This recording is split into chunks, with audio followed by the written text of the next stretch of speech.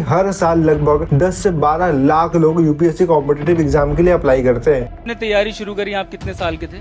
Sir उस समय हम 18 साल के थे। और अभी हम 30 साल के हो गए। 30 साल के। पिछले 12 सालों में आपने अपनी ज़िंदगी में क्या किया? एंड तब जाके 700 से 1000 लोगों को एक अच्छी जॉब मिल पाती है।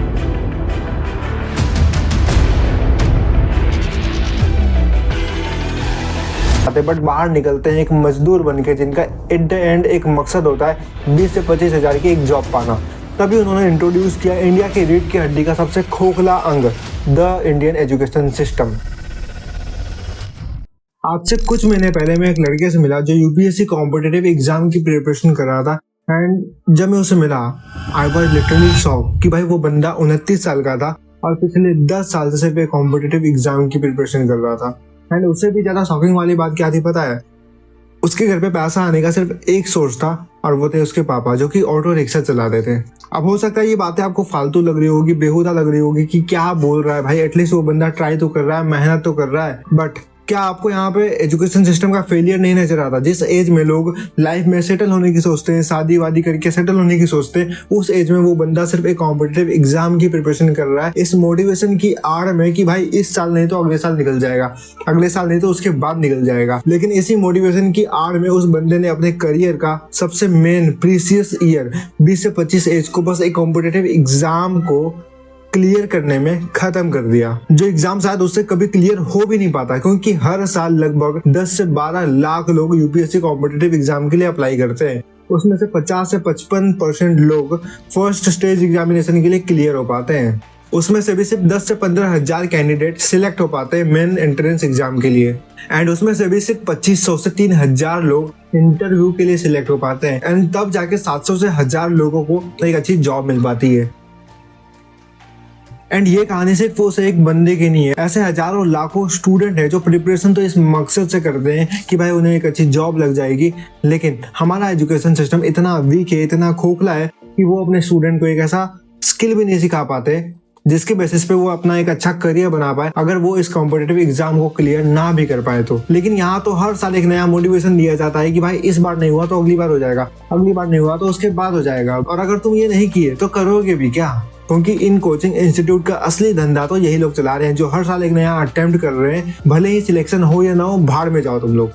अब मेरा वीडियो बनाने का पर्पस ये नहीं है कि मैं किसी को हेट करूं या फिर किसी को ब्लेम करूं या फिर किसी को नीचा दिखाऊं, और ना ही मैं कोई होता हूं ये बोलने वाला। बट मैं यूथ में एक अवेयरनेस क्रिएट करना चाहता हूं ताकि वो इस सिस्टम का पार्ट बन के अपने लाइफ को बर्बाद ना करे, अपने लाइफ के प्रीसियस ईयर को 20 से 25 साल की एज को खत्म ना करे बस एक कॉम्पिटिटिव एग्जाम को क्लियर करने में। क्योंकि हम इंडियंस में कितना दिमाग है, आज तक हम खुद ही इस बात को समझ नहीं पाए। लेकिन अंग्रेज इस बात को बहुत अच्छे तरीके से समझ लिए थे कि इन इंडियंस को एक गलत एजुकेशन सिस्टम का, एक रॉन्ग एजुकेशन सिस्टम का पार्ट अगर नहीं बनाया गया तो ये बहुत आगे निकल सकते हैं और इनको पीछे करने वाला कोई नहीं होने वाला है।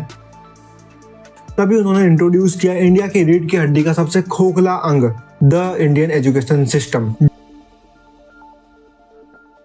जहाँ बच्चे जाते तो हैं क्रिएटिविटी के साथ, इनोवेटिव आइडियाज के साथ, बट बाहर निकलते हैं एक मजदूर बनके, जिनका एट द एंड एक मकसद होता है 20 से 25 हज़ार की एक जॉब पाना। एंड शॉकिंगली आज के टाइम पे जॉब पाना भी इतना आसान नहीं है। हाल ही में आपने एक न्यूज सुना होगा जहाँ पे सिर्फ 182 होमगार्ड की जॉब के लिए लगभग 9000 लोगों ने अप्लाई किया। अब 9000 कोई अनपढ़ गवार या फिर अंगूठा छाप लोग नहीं थे, बल्कि 3-4 साल लगा के लाखों रुपए फीस भरने के बाद हाईली क्वालिफाइड ग्रेजुएट और इंजीनियर लोग थे। अब ऐसा ये होता है जब प्रैक्टिकल लर्निंग से ज्यादा असाइनमेंट और मार्क्स पे फोकस किया जाए और हर बच्चों को सिर्फ एक ही तराजू में तोला जाए। अब मान के चलो एक लाइन से गधे को, घोड़े को और बंदर को खड़ा कर दिया जाए और बोले इस पेड़ पे चढ़ जा, तो भाई बंदर तो आसानी से चढ़ जाएगा। बट गधे और घोड़े जिंदगी भर यही सोचते रहेंगे कि मैं तो किसी काबिल ही नहीं हूँ, मैं किसी काम का ही नहीं हूँ। बट वो दोनों भी अपने अपने कामों में बहुत माहिर है और उसमें पीछे करने वाला उनको कोई भी नहीं है। इसका मतलब हर बच्चा, हर स्टूडेंट अपने अपने फील्ड्स में मास्टर है, बट उनको एक ही रेस में दौड़ाया जाता है। इसीलिए गुरु द्रोणाचार्य ने पांडवों को अलग अलग फील्ड में शिक्षा दी, जो अपने अपने फील्ड में बहुत माहिर थे, इसलिए वो अपने अपने फील्ड में बहुत ज्यादा माहिर बन पाए। लेकिन हमारे देश में बच्चे को पैदा होते ही उसके सर पे एक टैग लगा दिया जाता है कि तू इंजीनियर बनेगा, तू डॉक्टर बनेगा और तू सीए बनेगा, बिना ये सोचे समझे जाने कि वो बंदा क्या चाहता है, वो बच्चा बड़े होके क्या बनना चाहता है। हो सकता है वो बच्चा बिजनेसमैन बनना चाहता है, हो सकता है वो बच्चा स्पोर्ट्स में जाना चाहता है, स्पोर्ट्स में बहुत ज्यादा माहिर है वो बंदा। बट हमारे देश में हर बच्चों को सिर्फ एक ही रेस में दौड़ाया जाता है कि भाई एक अच्छी जॉब ले ले, एक अच्छा करियर सेट कर ले। एंड इसलिए शायद हमारा एजुकेशन सिस्टम एक ऐसा फैक्ट्री बन चुका है जो हर साल करोड़ों मजदूर पैदा करता है, जिनका मकसद सिर्फ एक होता है, एक अच्छी जॉब ले ले, एक 20 से 25 हजार की जॉब ले ले, डेट्स इट, इसके अलावा कुछ भी नहीं। और हम इंडियन सोचते हैं कि अमेरिका से कॉम्पीट करेंगे, चाइना से कॉम्पीट करेंगे, जहाँ के बच्चों को बचपन से फ्यूचर रेडी किया जाता है with logical thinking skill, creativity skill. और हमारे देश में बच्चों को बचपन से जॉब रेडी किया जाता है कि भाई बड़े होके तुझे एक जॉब लेनी है, 40 से 50 हजार की एक जॉब करनी है, गवर्नमेंट जॉब पानी है, डेट्स इट।